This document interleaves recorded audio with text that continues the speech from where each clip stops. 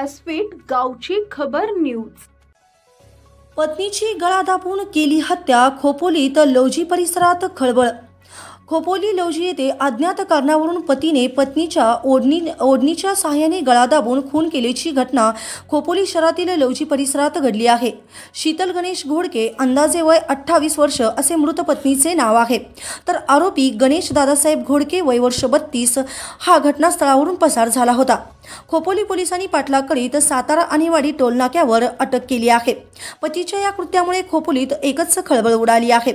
गणेश दादासाहेब घोडके मूळ राहणार घालशीळ, पारगाव, तालुका शिरूर कासार, जिल्हा बीड हा त्याची पत्नी शीतल गणेश घोडके हिच्या समवेत खोपोली येथे सुखकर्ता अपार्टमेंट रूम नंबर 403 लौजी येथे गेल्या 5 महिन्यापासून राहत होता।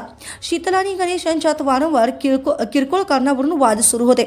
8 जानेवारीला रात्री अज्ञात कारणावरून पत्नी समवेत कडाक्याचे भांडण झाले आणि गणेशचा राग अनावर झाल्याने त्याने शीतलचा कापडी ओढणीने गळा आवळून खून केला आणि शीतलचा मृतदेह बाथरूममध्ये ठेवून कपड्याचा ढिगारा टाकून बाथरूम बंद करून पती गणेशने पळ काढला।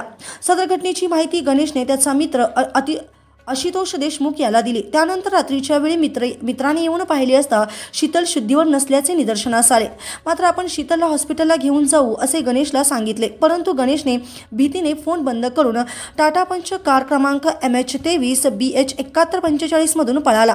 त्यानंतर आशुतोष दिलीप देशमुख राहणार डोंगरगण जिल्हा अहमदनगर याने खोपोली पोलीस ठाणे गाठून सदरच्या घटनेबाबत माहिती दिली आणि खोपोली पोलिसांनी आशुतोषच्या तक्रारीनुसार खोपोली पोलिसांनी गुन्हा दाखल केला। त्यानंतर तातडीने उपविभागीय पोलीस अधिकारी विक्रम कदम, पोलीस निरीक्षक शीतल राऊत यांनी घटनास्थळी भेट देऊन पाहणी करीत चौकशी सुरू केली।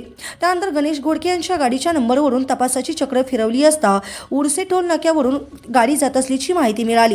त्यानंतर खोपोली परिसराच्या टीमने पाठलाग केला। गणेश सातारकडे जात असताना खेड शिवापूर टोलनाक्यावर ही चकवा दिला।